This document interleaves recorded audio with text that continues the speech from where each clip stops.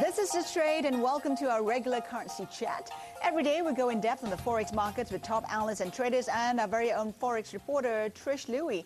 If you have any Forex trading questions, get in touch. Email me on the show at tradewithhas@bloomberg.net or message The Trade on the Bloomberg terminal. Trish is here, of course. Lots of your emails as usual, but first let's start off with the review of the year so far. We're mid-year mark. Yeah, coming to mid-year mark soon, aren't we, Has? Well, as far as Asian currencies are concerned, there was a very sharp differentiation between what happened in the first quarter and what happened in the second quarter. So if you actually look at year to date, basically the IDR, the Indonesian rupiah, is the top performer. It's up about 7%, followed by Thai baht, which is very far behind at 1.5%. Indonesia's story, as we know, was the commodity story, the election story, and of course, the high-yield story. But in the second quarter, nearly all the Asian currencies are up across the board in the second quarter, led also by the rupiah. But we also have the Korean won, which is up 8%.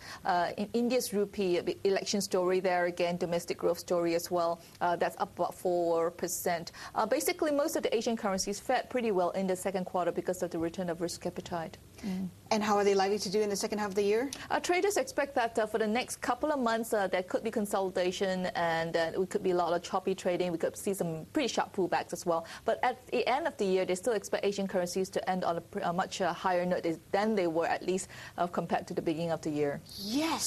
And that includes the Sing dollar, by the way. Let's get to our emails now. Now, we have an email here saying, how will dollar yen perform for the year? Is it possible for it to go beyond the 100 yen mark within the year?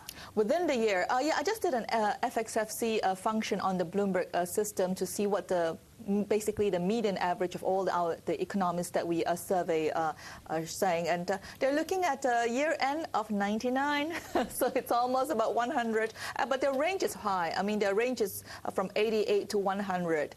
Basically, people are still looking for a slightly more of a pullback in dollar yen, especially in the short to the near to medium term anyway in the dollar yen, simply because of the risk.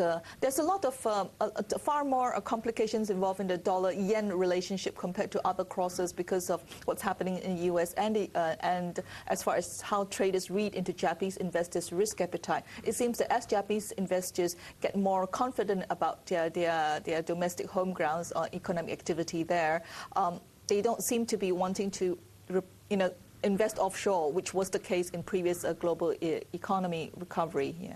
And if you're wondering about the function that Trish mentioned earlier, it's FXFC Go, that's on the Bloomberg terminal, and you will get, of course, the foreign exchange forecast that we have on the Bloomberg. If you want to take a look at my screen, we can have a look at what it shows on the screen. Meanwhile, though, the British pound, Jason writes, the British pound was said to be undervalued. Could we see the $2 mark yet again for sterling dollar? Oh, that's quite a while. We're still at 164. Well, I'm not sure if I've come across any $2 marks in the forecast so far by investment banks and houses. But traders do believe that the sterling is one of the oversold currencies last year, and that was actually that contributed to a lot of its rebound this year. Also, the U.S. housing sector is stabilizing quite fast, much faster than people expected. So they do expect that the sterling strength could continue, and in fact, it continued to gain overnight, even in spite of what's happening in the U.S. on the dollar side of the story. But $2 has.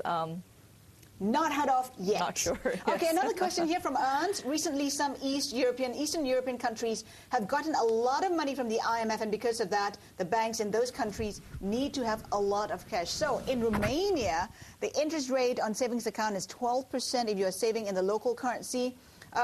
If you want to save in euros, the rate is 6%, which is still good. So the question is, would it be very risky for him to convert Swedish krona to the Romanian currency, which has about, what, 12%? Yeah, well, basically, to cut the story short, I think what Ernst is asking there is, shall he do the carry trade into a riskier emerging market currency? I did a quick check on what the rates have been looking. Basically, the cross has been pretty stable in the last 1 year anyway, but both currencies took a big whacking, especially the Romanian leu, if that's how it's pronounced. It was down about 15% last year. It was the second worst performer among the East European countries. And not too sure about his risk appetite there, because among all the emerging economies around the world, people do think that the Eastern Europe is one of the likely underperformers because of its banking sector, and any recovery story there is going to be a lot weaker compared to Latin America and compared to Asia. Ernst, hope that's clear for you.